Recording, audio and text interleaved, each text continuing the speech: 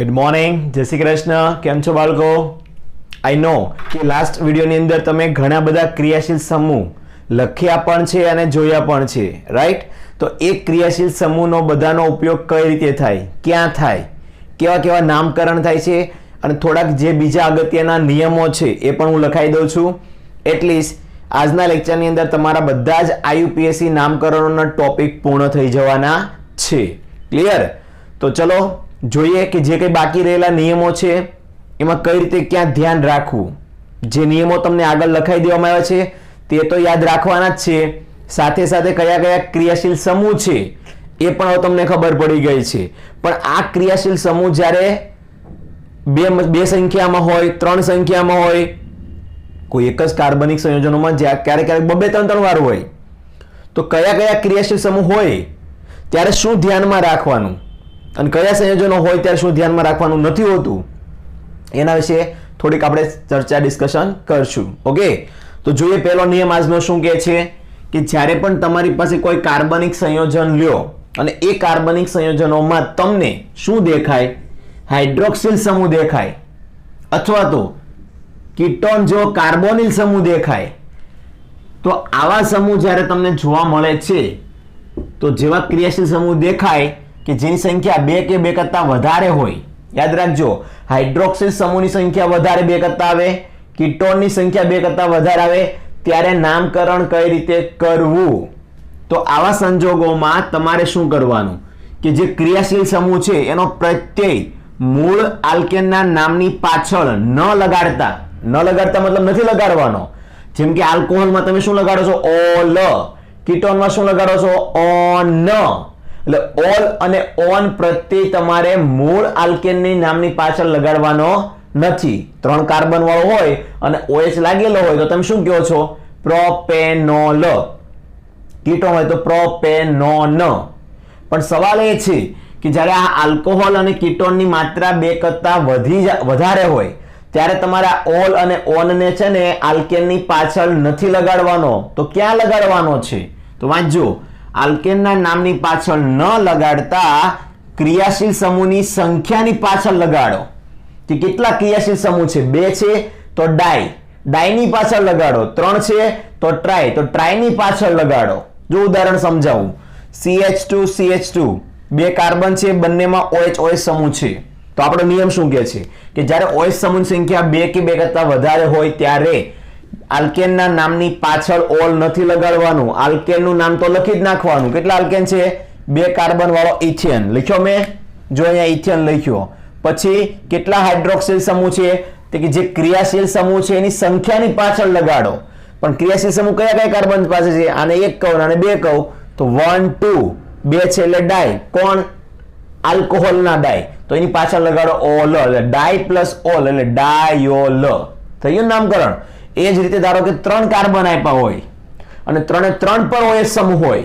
જો આ નિયમ કોની માટે સાંભળજો, હાઇડ્રોક્સિલ સમૂહ એટલે કે આલ્કોહોલ, કીટોન સમૂહ, આ બે માટે જ છે. તો જ્યાં પણ 2 સમૂહ કે 2 કરતા વધારે આપ્યા હોય એનું નામકરણ કઈ રીતે થાય?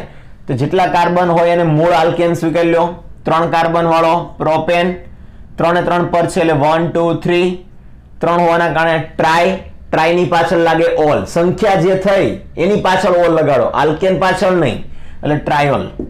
થઈ ગયું નામકરણ. હવે આ જ વસ્તુ ધારો કે કીટોનમાં હોય તો કીટોનનું એક ઉદાહરણ લઈ લો, CH3CO કીટોન આવી ગયો, CH2CO CH2CH3. જો અહીંયા કેટલા આવ્યા? 2 આવ્યા. તો નંબર ક્યાંથી આપવાના? જ્યાંથી નજીક પડે ત્યાંથી. ધારો કે 1 2 3 4 5 6 નંબર આપી દીધા. 6 વાળો કોણ?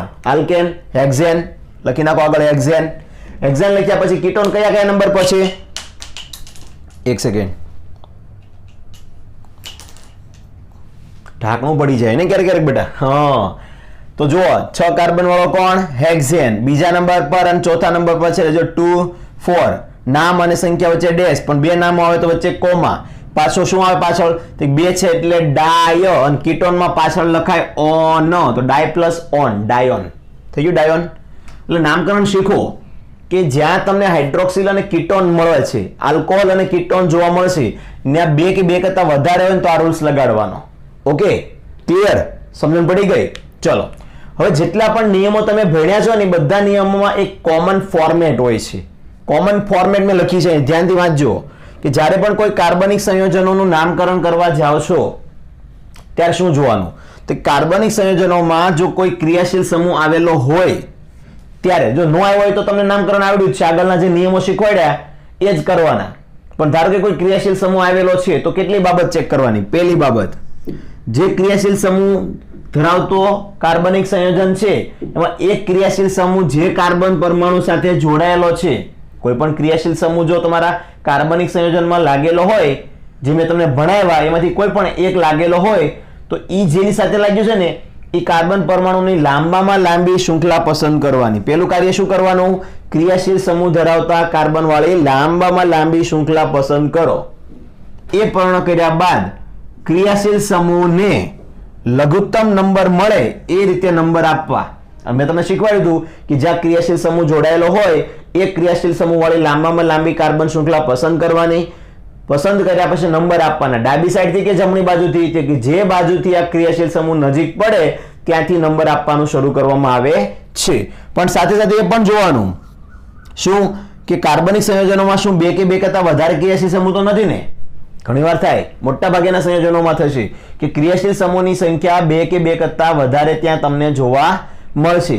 તો બે કે બે કરતા વધારે ક્રિયાશીલ સમૂહ જો હાજર હોય તો સમજવાનું કે તમને જે ક્રિયાશીલ સમૂહ આપ્યા છે ને એમાં કયા ક્રિયાશીલ સમૂહની સક્રિયતા વધારે છે. સક્રિયતા શ્રેણી મેં લખાઈ દીધી છે, એટલે એ પ્રમાણે જેની સક્રિયતા વધારે હોય તેને અગ્રિમતા ક્રમ આપવામાં આવે છે, મતલબ કે એને પહેલો ક્રમ આપવામાં આવે છે. પહેલો મતલબ એને પહેલા ધ્યાનમાં આપવામાં આવે છે. બાકી બધા જે ક્રિયાશીલ સમૂહ હોય ને એને શાખા ગણી લેવી, એને નંબર આપી દેવા. 2 નંબર પર ક્લોરો, 3 પર હાઇડ્રોક્સી, 4 પર કીટોન, એવું બધું આપી દેવું.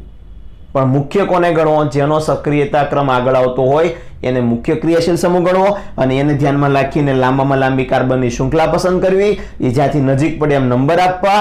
આ બધું ધ્યાનમાં લેવામાં આવતું હોય છે. ક્લિયર? આ ટૂંકું વર્ણન હતું. હવે જે રીતે હાઇડ્રોક્સિલ અને કીટોન છે તેઓ બીજા પણ નિયમો કંઈક લાગુ પડતા છે. ઓબ્વિયસલી લાગુ પડે. જેમ કે કયા કયા?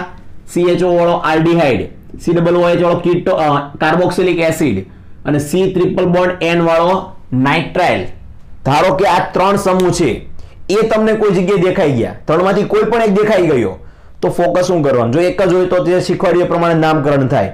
પણ ધારો કે 2 સંખ્યામાં છે, જો 2 જ બોલો, 2 કરતા વધારે ઓછાય નહીં, 2 હોય તો શું?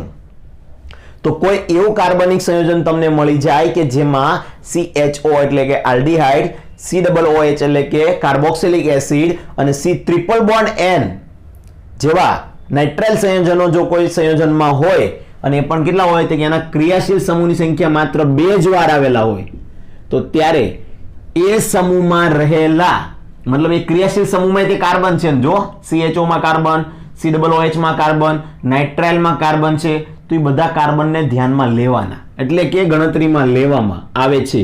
અને એ જે ક્રિયાશીલ સમૂહનો જે પ્રત્યય છે, જેમ કે આલ્ડીહાઇડમાં લાગે આલ, કાર્બોક્સિલિક એસિડમાં લાગે OIC, નાઇટ્રાઇલમાં નાઇટ્રાઇલ લાગે, તો એ બધા પ્રત્યય નામની પાછળ ન લગાડતા, એટલે કે જે કાર્બન સંખ્યા મળી હોય 8 તો 8 ની પાછળ, ઓક્ટેનની પાછળ તમારે એનો પ્રત્યય નહીં લગાવવાનો.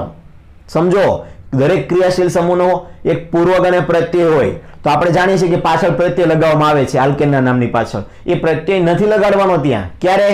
જ્યારે આ બધાની સંખ્યા 2 હોય ત્યારે. તો ક્યાં લગાડવાનો? સંખ્યાની પાછળ લગાડવાનો. કે 2 માં 2 સંખ્યા છે તો 2 સંખ્યાની પાછળ લગાવવામાં આવે છે. એક ઉદાહરણ જુઓ, CH2 CH CH2. અહીંયા અને આમાં ફરક હું જો, આમાં 2 કે 2 કરતા વધારે હોઈ શકે અને પછી સંખ્યાની પાછળ લગાડી શકો. ક્યાં? કીટોન અને હાઇડ્રોક્સિલ સમૂહમાં. પણ જ્યારે આલ્ડીહાઇડ અને કાર્બોક્સિલિક એસિડ અને નાઇટ્રાઇલની વાત આવે ત્યારે 2 સંખ્યાને ધ્યાનમાં લેવાની અને 2 સંખ્યા જે મળી હોય એની પાછળ તમારે એનો પ્રત્યય લગાડવાનો. ઓકે, ચલો. CH2 CH CH2 પહેલા અને અહીંયા 2 કાર્બન પર આપેલું છે, એટલે 1 2 3 4 5 ગમે સાઈડથી લો, નંબર 5 આપી શકાય, કારણ કે હમણાં જ હું બોલ્યો ક્રિયાશીલ સમૂહમાં આવેલા કાર્બનને પણ ગણતરીમાં લેવામાં આવે છે, એટલે આનો કાર્બન પણ ધ્યાનમાં લેવાનો. એટલે 1 2 3 4 5 5 વાળો પેન્ટેન. સંખ્યા કેટલી છે આલ્ડીહાઇડ સમૂહની? 2. તો ડાય, અને આલ્ડીહાઇડમાં પાછળ કયો પ્રત્યય લાગે? આલ, તો ડાય પ્લસ આલ, ડાયોલ, સોરી ડાયાલ, ડાય પ્લસ આલ એટલે ડાયાલ. હવે એ જ વસ્તુ ધારો કે એસિડમાં વાપર્યું હોત મેં, તો CH2 CH CH2 બરોબર, અહીં CH2 આવે ને, અહીંયા પણ સોરી વાપર્યું નથી પણ આવે બેટા, કારણ કે CH2 કાર્બનની 4 સંયોજકતા હોય. કેટલી સંયોજકતા હોય? 4. એટલે 4 સંયોજકતામાંથી કંઈ લખ્યું નથી, અહીં CH2 લખી નાખજો બરોબર. ચલો હવે શું થાય, ક્રમ આપો, બંને સાઈડથી ક્રમ આપો, કોઈ ફરક નહીં પડે. 1 2 3 4 5, 5 વાળો પેન્ટેન, પેન્ટેન છે અને કાર્બોક્સિલિક એસિડ છે એટલે પાછળ કયો પ્રત્યય લાગે? OEK. પણ અહીંયા પેન્ટાનો એક એસિડ હું ન કરી શકું કારણ કે 2 આપ્યા છે, તો મારે ઓઇક ક્યાં લગાડવાની? સંખ્યાની પાછળ. તો સંખ્યા કેટલી? 2. 2 વાર છે તો ડાયની પાછળ ઓઇક લગાડો એટલે ડાયોઇક એસિડ થાય છે. ખબર પડી ગઈ ને? આવું ક્યાં કરવાનું? આલ્ડિહાઇડ, કાર્બોક્સિલિક એસિડ અને નાઇટ્રાઇલના સંયોજનોમાં જ કરવાનું. તો ઘણાને સવાલ થશે કે સર ધારો કે આ 2 કરતા વધારે આવ્યા તો કંઈ નથી, તો બહુ સહેલું છે. કેવું છે? અત્યંત સહેલું છે. કેમ કે જો ક્રિયાશીલ સમૂહ ઉપર રહેલા છે 3 કે 3 કરતા વધારે હોય તો એના કાર્બનને ગણતરીમાં લેવામાં આવતો જ નથી. અહીં કેમ કાર્બનને ગણતરીમાં લેતા હતા? એમ 2 કરતા વધારે હોય ગણતરીમાં ધ્યાનમાં લેવામાં આવતો નથી. ફોર એક્ઝામ્પલ જો તો 1 2 3, ભાઈ 3 કાર્બન વાળો કોણ? પ્રોપેન. કેટલા આલ્ડિહાઇડ છે? 3 છે. કયા કયા કાર્બન પર? 1 2 3. 1 2 3 શું છે? ટ્રાય. અને જ્યારે એ વસ્તુ પ્રત્યય તરીકે જો પાછળ ન લાગવાની હોય તો આપણે એને શું કહીએ છીએ? કાર્બાલ્ડિહાઇડ કહીએ છીએ. શું કહીએ છીએ? કાર્બાલ્ડિહાઇડ. આલ્ડિહાઇડ વાળો કયો? પણ કાર્બાલ્ડિહાઇડ આવું નામ લખાય છે.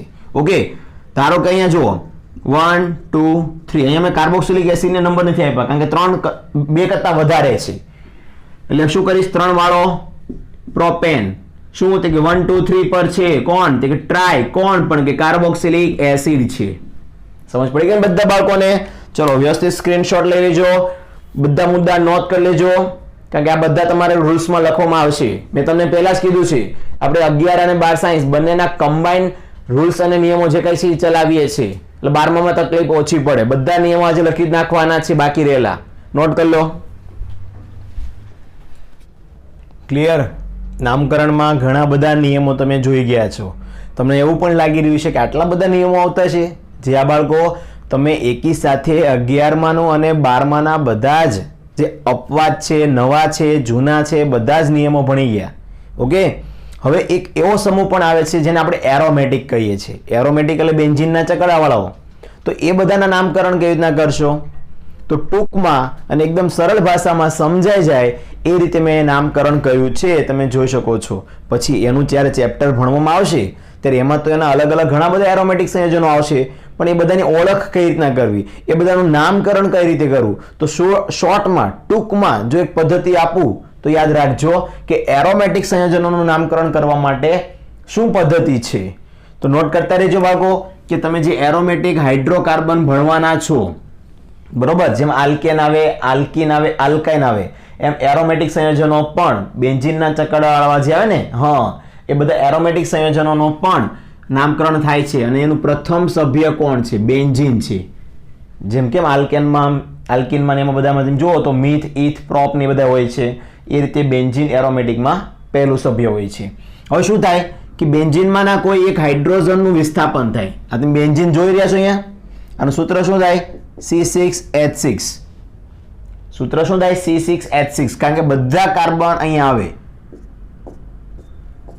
બરાબર, અને એની અંદર તમે જોઈ શકો છો કે શું આવે? જ્યાં જ્યાં ડબલ બોન્ડ છે ત્યાં તમે જોઈ શકો છો કે આ 6 કાર્બન છે, એની સાથે 6 હાઇડ્રોજન જોડાયેલા હોય છે. કારણ કે જો એક સંયોજકતા અહીંયા, એક અહીંયા, 2 આ 3, તો ચોથી વધી કોની સાથે હોય? હાઇડ્રોજન. એમ પ્રત્યેક કાર્બનની 3 સંયોજકતા હોય, ચોથી હોય હાઇડ્રોજન. પ્રત્યેક કાર્બન સાથે એક હાઇડ્રોજન આવે. એ હાઇડ્રોજનનું વિસ્થાપન તમારે બેન્ઝીનના અલગ અલગ વિપ્તનો કહી શકો, એરોમેટિક સંયોજનો કહી શકો, કઈ રીતે બનતા હોય છે? તો કે આ બેન્ઝીનમાંથી જ બનતા હોય છે. બેન્ઝીનમાં રહેલા 6 કાર્બન પરના કોઈ એક હાઇડ્રોજનનું વિસ્થાપન કરો. તમને ઈચ્છા થાય કાર્બનનું હાઇડ્રોજનનું વિસ્થાપન કરો, નામકરણ તો એક સરખું જ આવે. ઓકે, કોઈ નીચે જોડે, કોઈ સાઈડમાં જોડે, કોઈ ઉપર જોડે, કોઈ પણ જગ્યાએ જોડી શકો છો. ત્યાંથી એક હાઇડ્રોજન હટાવો અને ત્યાં કોઈ ક્રિયાશીલ સમૂહ દ્વારા એનું વિસ્થાપન કરી નાખો. તો હવે એનું નામકરણ કઈ રીતે કરવામાં આવે છે? તો કે નામકરણ કરતી વખતે જે વિસ્થાપન થયો અને હાઇડ્રોજન ગયો અને એના જગ્યાએ જે વિસ્થાપિત સમૂહ આવ્યો એ વિસ્થાપિત સમૂહનું નામ બેન્ઝીનના નામની આગળ પૂર્વક તરીકે લખવામાં આવે છે. એક ઉદાહરણ આપું. ધારો કે આ કાર્બન પાસે એનો હાઇડ્રોજન હું છૂટો પાડી દઉં, ત્યાંથી જતો રહે અને વિસ્થાપિત થઈને નવો સમૂહ આવી ગયો મિથાઇલ. કયો આવ્યો? CH3 મિથાઇલ સમૂહ આવ્યો. તો આપણે નામકરણ કેવી રીતના કરશું? તો કે બેન્ઝીનના નામની આગળ એ વિસ્થાપિત સમૂહને પૂર્વક તરીકે લખો, જેમ કે મિથાઇલ અને પાછળ લખો બેન્ઝીન. આવી ગયું મિથાઇલ બેન્ઝીન. બસ એ જ રીતે ધારો કે બેન્ઝીનના ચકડામાં બ્રોમિન આવ્યો છે, બ્રોમિન દ્વારા હાઇડ્રોજનનું વિસ્થાપન થયું છે, તો હાઇડ્રોજન એક જાય ને બ્રોમિન આવી જાય, તો આને કહેવાય બ્રોમો બેન્ઝીન. ધારો કે એ જગ્યાએ OCH3 સમૂહ આવ્યો, તો OCH3 એટલે કોણ છે? તો વિચાર કરો, આ કંઈક આ ટાઈપનું થયું. બેન્ઝીન એટલે એરાઇલ, વચ્ચે આવે ઓક્સિજન, અને આ બાજુ કોણ હતી? મિથાઇલ એટલે આલ્કાઇલ. તો વચ્ચે ઓક્સિજન વાળો સમૂહ કયો હોય? ઇથર હોય. અને ઇથરમાં નામકરણ મેં તમને શીખવાડ્યું કે જે બાજુ કાર્બન સંખ્યા ઓછી હોય ને આલ્કોક્સી બોલાય. તો આ 6 કાર્બન અને આ બાજુ 1 કાર્બન, તો ઓબ્વિયસલી ઓછા કાર્બન વાળો બનશે આલ્કોક્સી, એટલે આ બનશે મિથોક્સી. અને પાછળ વચ્ચે કોણ? 6 કાર્બન વાળો બેન્ઝીન, એટલે મિથોક્સી બેન્ઝીન. ઓકે, આ સરળ હતા. આ રીતે કોઈ પણ ના તમે બનાવી શકો છો IUPAC નામકરણ.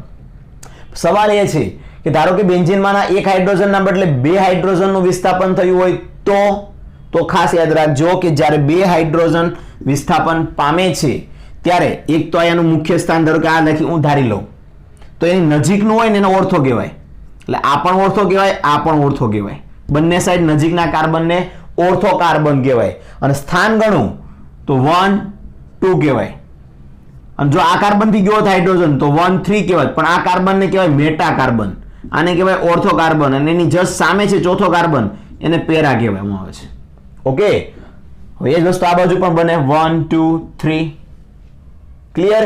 તો 2 હાઇડ્રોજન પરથી વિસ્થાપન થાય ત્યારે નામકરણ કઈ રીતે કરવું? તો કે ધારો કે પહેલો કાર્બન અને બીજો કાર્બન છે, પ્રથમ અને બીજા સ્થાન માટે જો જોઈએ તો હાઇડ્રોજનનું વિસ્થાપન થાય ત્યારે નામકરણમાં ઓર્થો લખાય છે. આગળ શું લખાય છે? ઓર્થો.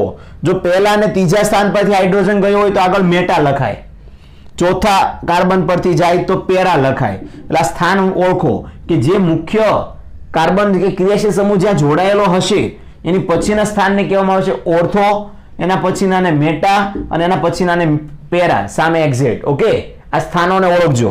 તો ધારો કે તમારા 2 હાઇડ્રોજનનું વિસ્થાપન 2 ક્રિયાશીલ સમૂહ છે બ્રોમિન, એક સરખા જ છે, એના દ્વારા કરવામાં આવ્યું. તો આને મુખ્ય કાર્બન કહી દો 1, આને બીજો કાર્બન. ભાઈ નજીકનો કાર્બન એટલે શું થાય? ઓર્થો. પણ પહેલા આપણે નંબર પ્રમાણે નામ આપીએ. તો 1 2 લખ્યું મેં 1 2. કોણ છે? 2 સરખા જ છે, એટલે આગળ આવે ડાય. કયા સરખા છે? બ્રોમો. 1 2 ડાય બ્રોમો. કોણ વધ્યું? બેન્ઝીન. થઈ ગયું બેન્ઝીન નામકરણ. તો ધારો કે 1 2 નથી આપ્યું તો 1 2 ના સ્થાન માટે કોણ વાપરી શકો? ઓર્થો. તો ઓર્થો માટે O. કોણ? તો કે ડાય બ્રોમો બેન્ઝીન. હવે ધારો કે કોઈ વિચાર સર બધા અલગ અલગ સમૂહ આવ્યો હોય તો, અને 2 કરતા વધારે હાઇડ્રોજનનું વિસ્થાપન કરીએ તો કોઈ વાંધો નહીં. ધારો કે બેન્ઝીનના કોઈ જગ્યાએ એક કાર્બનમાં હાઇડ્રોજનનું વિસ્થાપન કરીને ક્લોરીન સમૂહ દાખલ થયો, કોઈ નાઇટ્રો થયો, કોઈ મિથાઇલ થયો. તો હવે સક્રિયતા શ્રેણી યાદ કરવાની. સક્રિયતા શ્રેણી પ્રમાણે સૌથી છેલ્લો આવે મિથાઇલ, આલ્કાઇલ સમૂહ છેલ્લો જ હોય. પછી આવે નાઇટ્રોન, એનાથી વધારે સક્રિયતા આવે હેલોજનની. તો જેની સક્રિયતા વધારે હોય એના નામકરણ પ્રમાણે જઈએ તો ત્યાંથી નંબર અપાય. પહેલા તો જેની સક્રિયતા વધારે હોય ત્યાંથી નંબર અપાય. એટલે પહેલો નંબર આ. હવે બીજો નંબર કઈ બાજુ આપવો? તો જે બાજુ નજીક પડે એ. નજીક કોણ પડે? નાઇટ્રો પડે. મિથાઇલ બહુ દૂર થાય તો બીજો નંબર અહીંયા આપી દીધો, ત્રીજો અહીંયા, ચોથો અહીંયા, પાંચમો 6 કાર્બનને નંબર આપી દીધા. હવે નામકરણ લખતી વખતે અંગ્રેજી મૂળાક્ષરોને ધ્યાનમાં રાખવાના. એટલે પહેલા નંબર પર કોણ છે? ક્લોરીન છે. બીજા નંબર પર નાઇટ્રો છે, ત્રીજા પર ચોથા પર મિથાઇલ છે. તો ABCD પ્રમાણે ABC, C માં ક્લોરીન લખાય, CH કરીને. તો ક્લોરીનનું સ્થાન પહેલું આવશે. તો 1 ક્લોરો, પછી નાઇટ્રો આવે કે મિથાઇલ આવે? તો ABCD યાદ કરો તો M પછી N આવે, એટલે મિથાઇલ પહેલા આવે. 4 મિથાઇલ અને છેલ્લે આવે 2 નાઇટ્રો. વધેલું કોણ? આખે આખું ચક્કડું, એને કહેવાય બેન્ઝીન. તો બસ બેટા આ રીતે એરોમેટિક સંયોજનોના નામકરણ કરવામાં આવતા હોય છે. અહીંયા તમને બેઝિક રૂલ્સ શીખવાડી દીધા છે, જેથી ચેપ્ટર ભણવા જશો ત્યારે તમને વધારે સરળતાથી ત્યાં આવડી જશે. અને હું આશા રાખીશ કે આ બધી વસ્તુ તમે જે સમજો છો એની પ્રેક્ટિસ પણ અન્ય કઈ ઉદાહરણો તમને કઈ જોવા મળે તેમાં તમે કરશો, કંઈક જાણવા માટે કરશો. ન આવડે ટેન્શન નહીં લેવાનું, રૂલ્સ કાઢવાના, રૂલ્સની નોટ જોવાની, નિયમો જોવાના, કયો રૂલ્સ લાગુ પડે છે. અને છતાં પણ જો ન સમજ પડે તો હું બેઠો જ છું બેટા. ઓકે, કારણ કે આ વર્ષ પૂરતો આપણે બોર્ડ વર્ક ભણી રહ્યા છીએ. નેક્સ્ટ યર તો આપણે ડાયરેક્ટ ક્લાસમાં જ ભણતા છું. તો નેક્સ્ટ યર ક્લાસમાં ભણતા છું ત્યારે બધાના ચેપ્ટરો ચાલતા છે ક્લાસમાં. તો ત્યાં 1 by 1 પાછા હું રૂલ્સ શીખવાડવાનો જ હોય અને યાદ પણ કરાવીશ કે જો આ રૂલ્સ આવ્યો તો આગળ એમ કરીને ફરીવાર તમને સમજાવીશ પણ ખરા. એટલે ટેન્શન નહીં લેવાનું. ઓકે, ચલો હવે સવાલ એ છે કે ઘણીવાર એવું થાય છે કે ડબલ બોન્ડ વાળા સંયોજનો એક જ સંયોજનમાં બે બે જોવા મળે. આપણે કે ને એકલ બંધ હોય, દ્વિબંધ હોય, ત્રિબંધ હોય.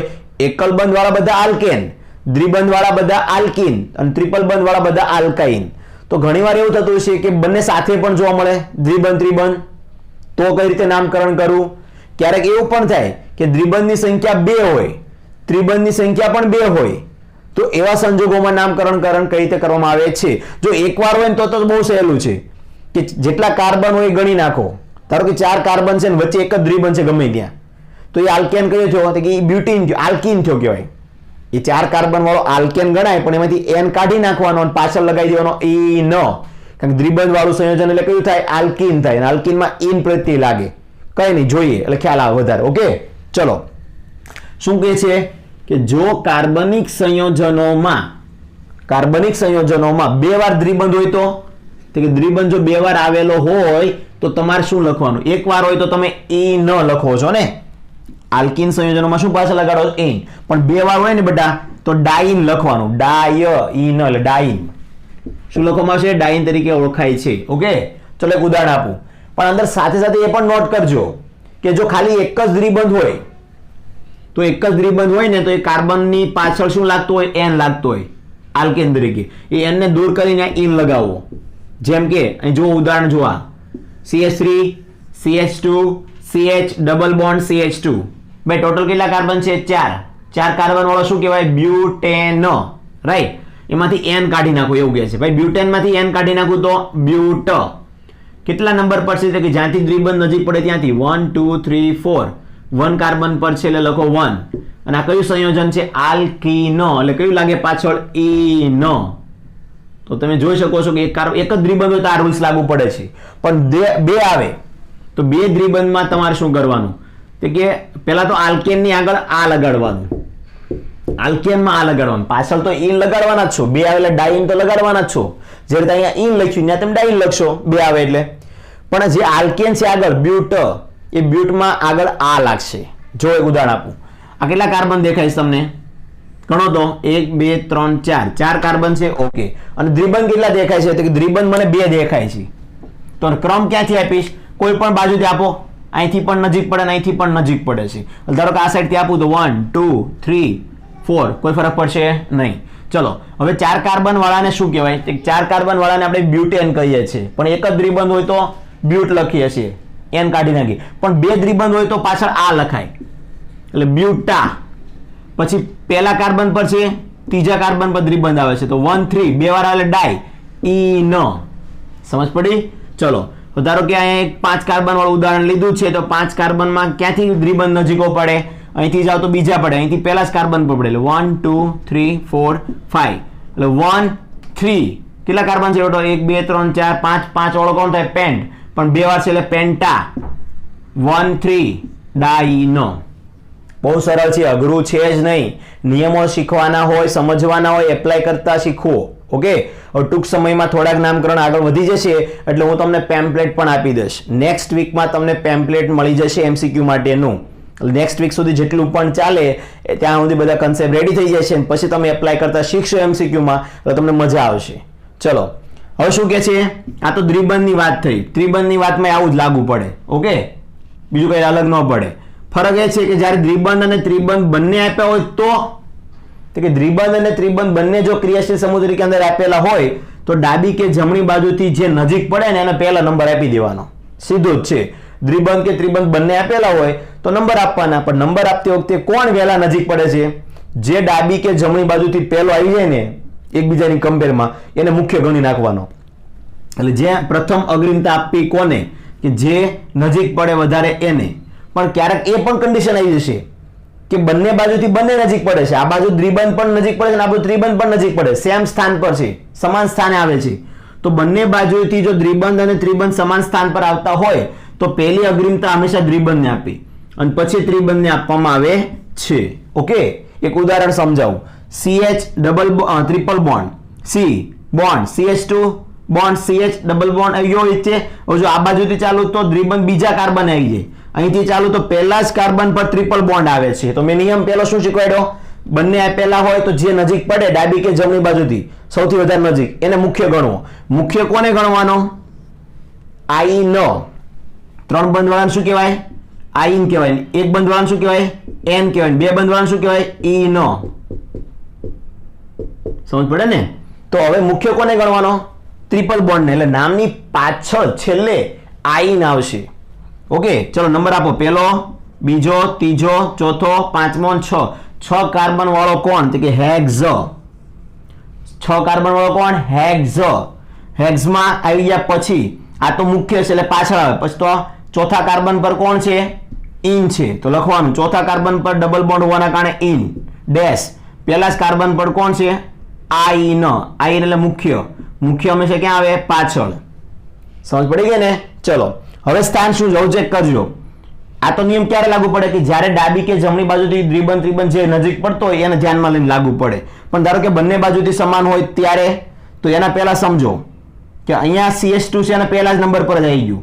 જ્યારે ડબલ બોન્ડ અહીં દેખાઈ રહ્યા છે ટ્રિપલ બોન્ડ એ પહેલા બીજા કાર્બન પર આવે. નંબર ક્યાંથી આપવામાં આવશે?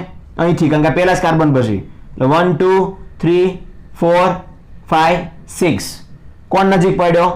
ઇન. એટલે ઇન આવશે છેલ્લે મુખ્ય સમૂહ તરીકે. ચોથા નંબર પર કોણ આવ્યો? આઈન. તો ટોટલ કાર્બન કેટલા? 6 હેક્સ. ચોથા પર આવ્યો કોણ? આઈન. એ ગૌણ થઈ ગયો. મુખ્ય કોણ થાય? જે પહેલા આવી મુખ્ય થાય. 1 ઇન. ક્લિયર? પહેલા પર 1 છે એટલે ઇન. તો બાળકો આ હતા થોડાક અલગ બીજા નામકરણો નોટિસ કરી લો. ચલો ફટાફટ સ્ક્રીનશોટ પાડો તો પાડી લો અને નોટ પણ કરી લો. ઓકે, કેમ છો? હવે સમજજો કે એનસીઈઆરટી જે બુક આપેલી છે ને બેટા, એ એનસીઈઆરટી ની બુક પ્રમાણે તમારા બધા આઈયુપીએસસી નામકરણ ચાલી ગયા. ઇવન આઈયુપીએસસી નામકરણ જે એનસીઈઆરટી ની બુકમાં નથી આપ્યા, જે નિયમો નથી આપ્યા એ પણ મેં તમને લખાઈ દીધા છે. હવે માત્ર 2 નિયમો બાકી છે કે જે કોલેજ લેવલના હોય છે. જે આ બાળકો જે કોલેજ લેવલના હોય છે કે જેમાં તમારે આઈયુપીએસસી નામકરણ કરવાના આવતા હોય છે. બાયસાયક્લો અને સ્પાયરો. નામ સાંભળજો, બાયસાયક્લો અને સ્પાયરો. સાયક્લો સંયોજન તમે જોઈ ગયા છો કે જેમાં એક બંધ શૃંખલા હોય તો એની સાથે બીજી બંધ શૃંખલા જોડ દો ને, 2 બંધ શૃંખલાને ભેગી કરો ને એને બાયસાયક્લો કહેવાય. પછી સ્પાયરો આવે. તો એ બાયસાયક્લો અને સ્પાયરોના નામકરણ આપણે જેડબલઈ નીટ લઈએ ને ત્યારે કરવાના છે. અત્યારે એની જરૂરિયાત નથી. જેડબલઈ નીટના MCQ સોલ્વ કરાવડાવીશ ને હું ત્યારે એ સ્પાયરો અને બાયસાયક્લોના જે કાંઈ રૂલ્સ છે એ તમને હું લખાઈ દઈશ. એટલે હવે પાછા ક્યાં આવશું આપણે? ટેક્સ્ટ બુકમાં.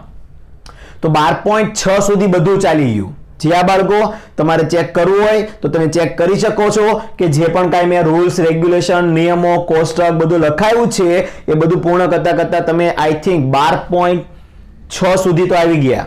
ચેક કરવું હોય તો તમે ચેક કરી શકો છો. સમઘટકતા સુધી આવી ગયા બલટા.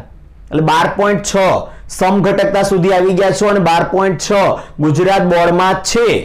એટલે થિયરી સ્વરૂપે પૂછાઈ શકે. તો શું છે એ આપણે અત્યારે થોડું ઘણું ભણશું, બાકી નેક્સ્ટ લેક્ચરમાં જોઈશું. તો અત્યારે શરૂઆત આપી દઉં છું એ ટોપિકની જે થિયરીમાં 3 માર્કના પ્રશ્નમાં પૂછાઈ શકે. જે આ બાળકો 3 માર્ક્સના સવાલમાં આવી શકે છે.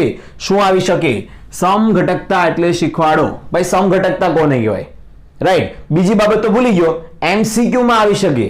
જે આ બાળકો આનો એક એક સમઘટક MCQ માં આવે. તમારા મનમાં સવાલ થતો છે, સર સમઘટકતા એટલે શું? તો પહેલા કયો, તો આપણે પહેલા એના પર ડિસ્કસ કરીએ. ભાઈ સમઘટકતા એટલે શું છે?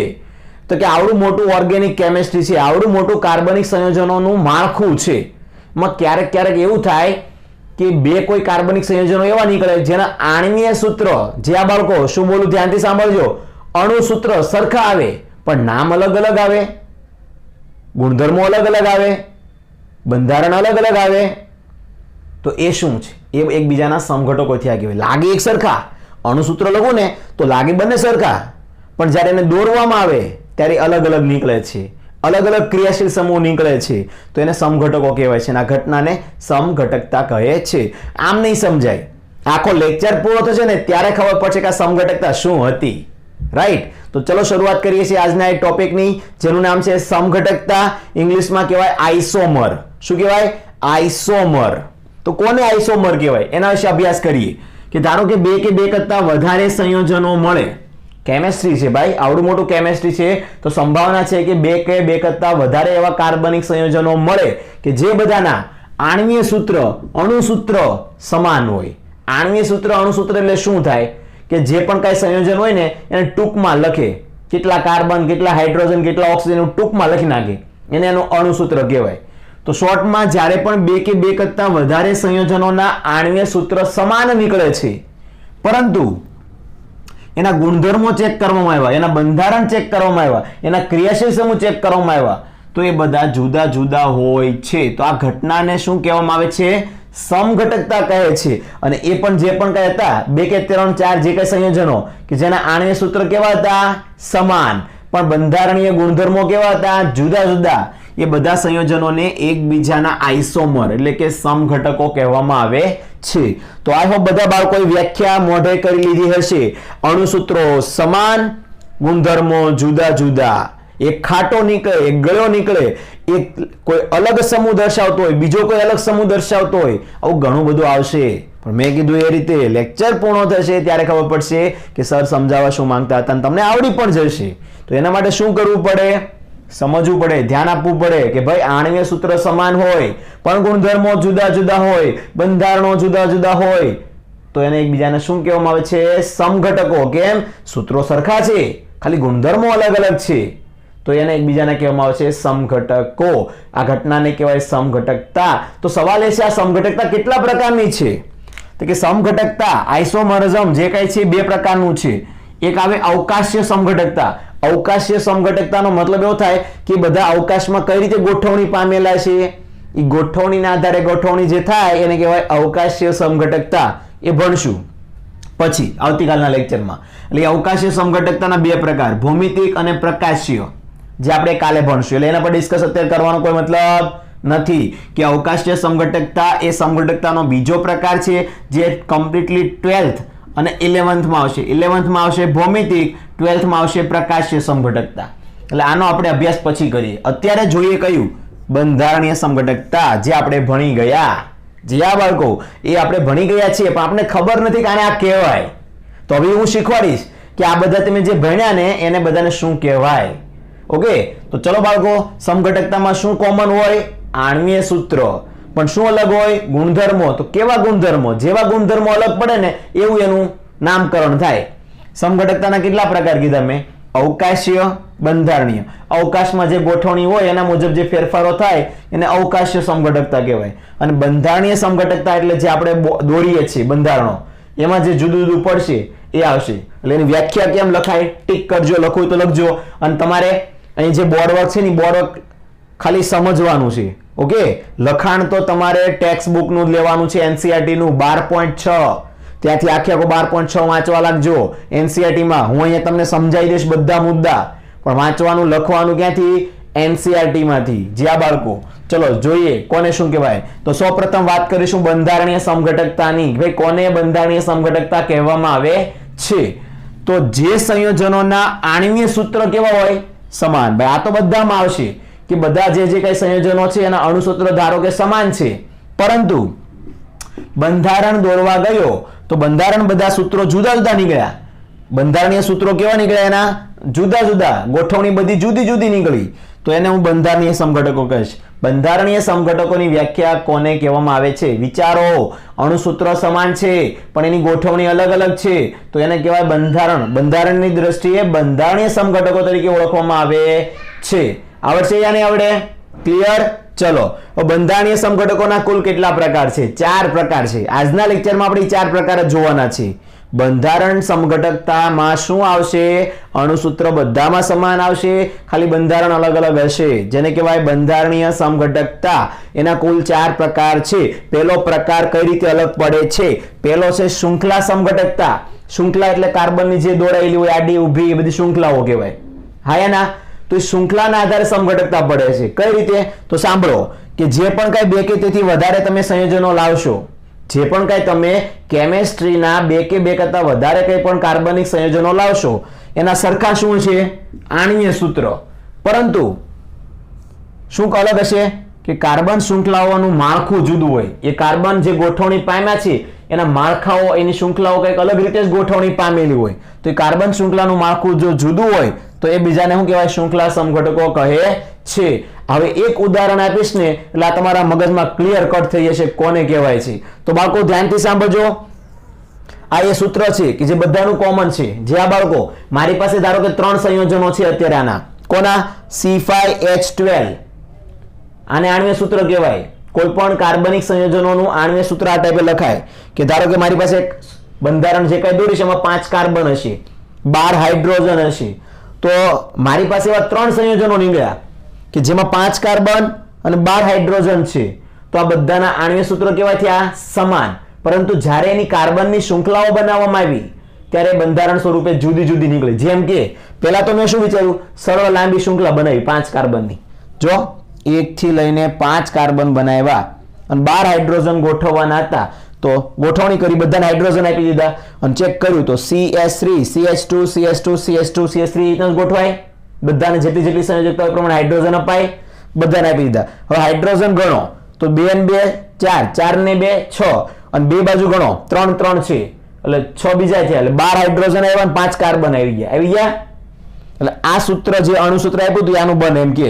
તો આ કયું સૂત્ર બન્યું? 5 કાર્બન વાળો બન્યો પેન્ટેન. ઓકે, બીજે હિન્ટ આપું. તમને ખબર કેમ પડે કે આપેલા બંને સંયોજનો એકબીજાના સમઘટકો છે?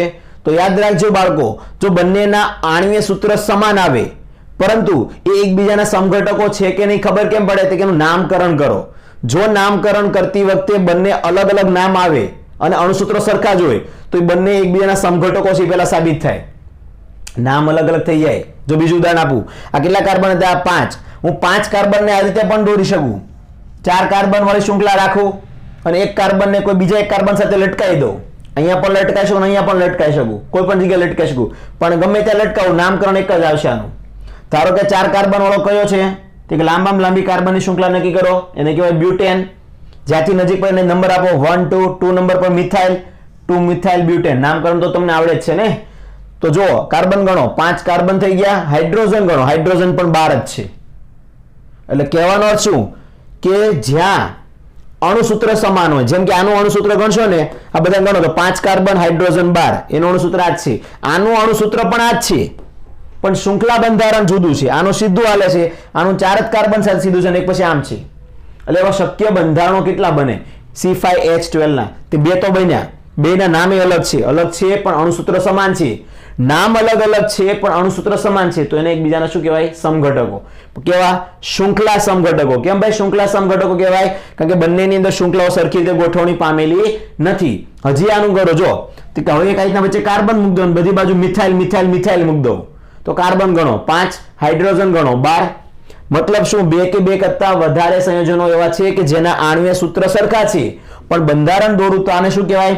આ 4 બાજુ કાર્બન હોય તો નિયો વચાય અને 5 કાર્બન વાળો પેન્ટેન, નિયોપેન્ટેન. અને તમે આઈયુપીએસી નંબર આપવા જાવ તો લાંબામાં લાંબી શૃંખલા 3 ની બને. એટલે પ્રોપેનન આગળ લખાઈશું 2 ડાયમિથાઇલ પ્રોપેન. એનસીઈઆરટી માં વાંચો તો નામકરણ આવડશે જ.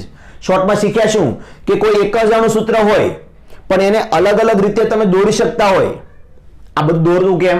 તો એ જ્યારે એનું ચેપ્ટર ભણવા જશો ને, અલગ અલગ કેમ આલ્કેનનું છે એમ આલ્કીન આલ્કાઇન બધા ક્રિયાશીલ સમૂહ દેખાડ્યા હતા ને. હા, એ જ્યારે બધાને ભણશો ને ત્યારે એમાં એની સમઘટકતા આવશે.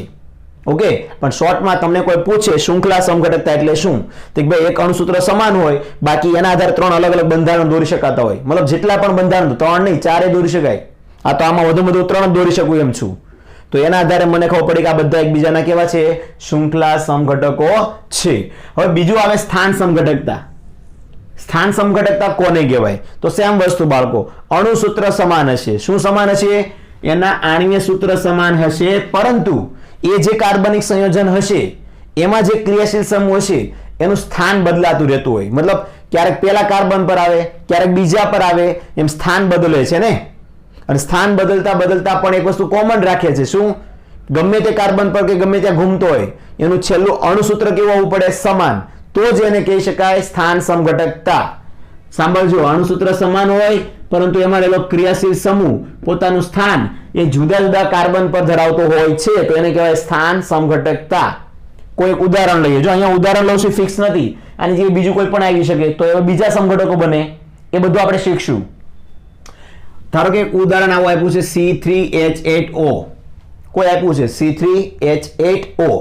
હવે આના આધારે હું ગણવા જાઉં, દોરવા જાઉં, તો પહેલા તો હું શું કરીશ, 3 કાર્બન વાળા સીધા મૂકી દઈશ, કારણ કે પહેલા હું મને આવડતું એ પ્રમાણે મૂકું. તો 3 કાર્બન દેખાય તો 3 કાર્બન મૂકીએ, એને બધાને હાઇડ્રોજન આપતો ગયો, તો પહેલાને 3 મળે, પછી 2 મળે, પછી 2 મળે, વધ્યું કોણ, એક O ને એક H વધ્યો, મૂકી દો. તો આ તો આલ્કોહોલ બની ગયો ભાઈ. 3 કાર્બન છે એટલે પ્રોપેન, પેલા પર જ છે 1OL. ચલો હવે સ્થાન સમઘટકતાનો અર્થ શું થાય કે એમાં રહેલો ક્રિયાશીલ સમૂહ સ્થાન બદલે. ભાઈ આ વધુમાં વધુ ક્યાં બદલી શકે, અહીંયા આવે તો પણ પહેલો જ ગણાય, એટલે આમાંથી કોઈ એકમાં વચ્ચે આવ્યો, ધારો કે વચ્ચે આવી ગયો, આ પહેલા કાર્બન સાથે છે, જો વચ્ચે મૂક દઉં તો આનો હાઇડ્રોજન અહીંયા જમ્પ મારે, કારણ કે OH અહીંયા મૂકું તો પછી સંયોજકતા 5 થઈ જાય, અને દરેકની પાસ કેટલી હોય, સંયોજકતા 4 જ હોય. તો ધારો કે આ OH સમૂહ અહીંયા મૂકું તો CH2 નો થઈ ગયો CH, અને આનો હાઇડ્રોજન આને મળ્યો, આ CH3 થઈ ગયો, એટલે બંધારણ તૈયાર થઈ ગયું.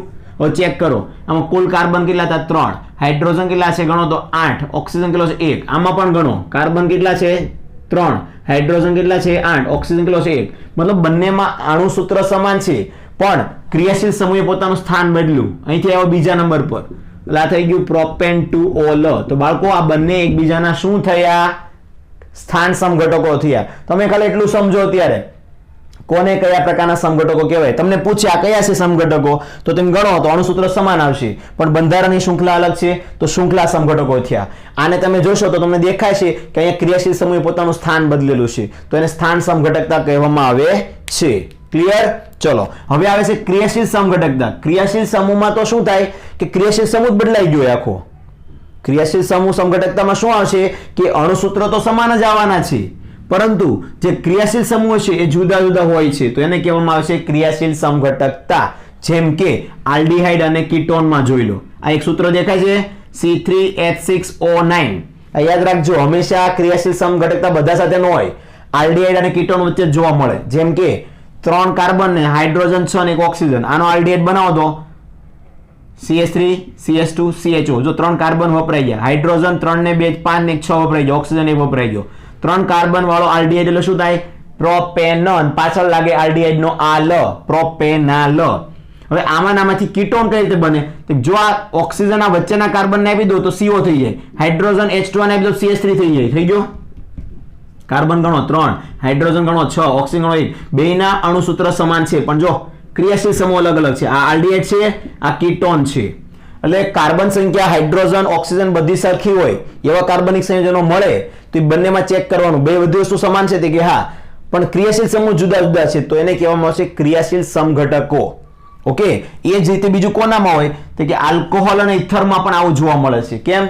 તો જો 1 2 કાર્બન છે એટલે C2, હાઇડ્રોજન કેટલા 6 છે એટલે H6 અને O. આમાં ચેક કરો, કાર્બન 2, હાઇડ્રોજન 6, ઓક્સિજન, એટલે અણુસૂત્ર બેયમાં સમાન નીકળ્યા, પણ એ અણુસૂત્ર સમાન ધરાવતા હતા, પણ એની જ્યારે મેં ગોઠવણી કરી તો આ કયો સમઘટક કહેવાય, તો કે આ ઇથેનોલ બન્યો 2 કાર્બન વાળો આલ્કોહોલ, અને આ ડાયમિથાઇલ ઇથર બન્યો, વચ્ચે ઓક્સિજન છે ને, તો ઇથર અને આલ્કોહોલ એકબીજાના ક્રિયાશીલ સમઘટક કહી શકું. કેમ? તો બંનેમાં ક્રિયાશીલ સમૂહ જુદા છે, બાકી કાર્બન હાઇડ્રોજન ઓક્સિજન સમાન છે. સમજ પડી ને કોને ક્રિયાશીલ સમઘટક કહેવાય. ઓકે, ચલો મેટામેરિઝમ. તો આ બધા છે ને જે ભણાવું છું ને બધા પાસે નવા નવા ચેપ્ટરમાં ફરીવાર આવે, એ સમૂહ એ ચેપ્ટર જે લાગુ પડતો હોય એના સમજાવવાના આવે, એટલે બધી આ ખાલી આ આવડશે ને ઉપરથી ગોળ કે કોને શું કહેવાય, ક્યારે શું કહેવાય. જેમ કે શૃંખલા અલગ અલગ હોય તો શૃંખલા સમઘટક કહેવાય, સ્થાન બદલાતા હોય તો સ્થાન સમઘટક કહેવાય, સંખ્યા સમાન રહેવી પડે, ક્રિયાશીલ સમૂહ અલગ અલગ હોય તો ક્રિયાશીલ સમઘટક કહેવાય. અને એ જ રીતે છેલ્લો સમઘટક બંધારણનો કયો છે, મેટામેરિઝમ. પણ મેટામેરિઝમને નામ પણ આપ્યું છે મધ્યાવેતા. મધ્યાવેતા એટલે આપ્યું છે કે વચ્ચેનો ક્રિયાશીલ સમૂહ આમ તેમ ફેર્યા રાખે, બાકી બંધારણ એનું એ જ રહે. જો સમજો, જુદી જુદી આલ્કાઇલ શૃંખલા લાગેલી હોય, ક્યાં? ક્રિયાશીલ સમૂહને.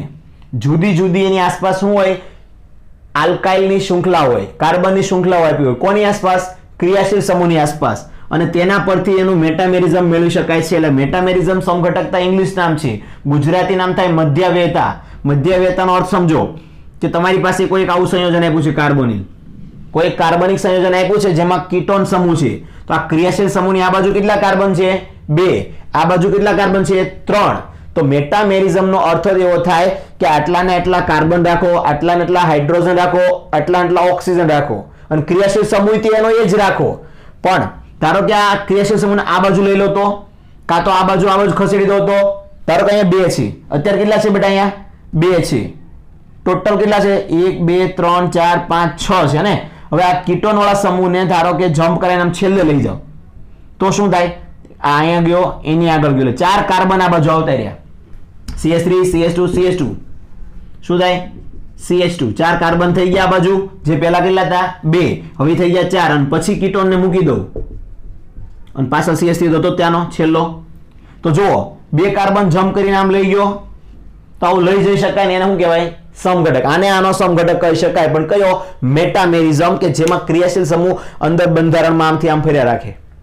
હા, નામકરણ કરશો તો અલગ મળશે, ગુણધર્મો ચેક કરશો તો અલગ મળશે. કેમ? કે આ કીટોન છે મધ્યસ્થ વાળો હતો અને આ કીટોન છેડા બાજુનો છે, તો બેના નામકરણ અલગ અલગ થાય. જેમ કે 1 2 3 4 5 6 6 વાળો હેક્ઝેન, પાછળ લાગે શું? તો 3-on. શું લાગે? 3-on, કારણ કે અહીંથી નજીક પડે 3-on. હવે આનું નામકરણ કરો તો હેક્ઝેન જ છે, પણ આ હેક્ઝેન 2-on થાય. આ બાજુથી બીજા નંબર છે એટલે 2-on થાય. બે નામ અલગ પડ્યા એટલે બે સમઘટક થયા. સૂત્ર ચેક કરશો તો કાર્બન એટલા મળશે, હાઇડ્રોજન એટલા મળશે. ચલો એક બીજું ઉદાહરણ આપું, ઇથરનું. આ કયું છે? કે જે ઓછા કાર્બન હોય એને આલ્કોક્સી કહેવાય. મિથોક્સી પ્રોપેન છે. મિથોક્સી પ્રોપેન છે. હવે આને હું શું કરી શકું? કે આ ઓક્સિજન n પર લઈ લઉં, CH2 n પર લઈ લઉં. તો જો બે બાજુ CH2 CH3 થઈ ગયા, તો એકને કહી દો ઇથોક્સી અને એકને કહી દો ઇથેન. આ થઈ ગયો ઇથોક્સી ઇથેન અને આ થઈ ગયો મિથોક્સી પ્રોપેન. હવે બેના કાર્બન હાઇડ્રોજન ઓક્સિજન ચેક કરો એટલે તમને ખબર પડી જશે કે આ છે સમઘટકો. ફરક એટલો કે અંદર એનો ક્રિયાશીલ સમૂહ અંદર મધ્યવ્યતા થતો હોય, ફરતો રહેતો હોય છે. જ્યાં આવું કરી શકાય એને કહેવાય મેટામેરિઝમ. શોર્ટમાં આજના લેક્ચરમાં જેટલી પણ સમઘટકતા ચાલી છે એને વાંચજો અને હોમવર્કમાં લખીને મોકલવાની રહેશે. ક્લિયર? હોમવર્ક તમને મોકલી દે, શું કરવાનું છે તમારે.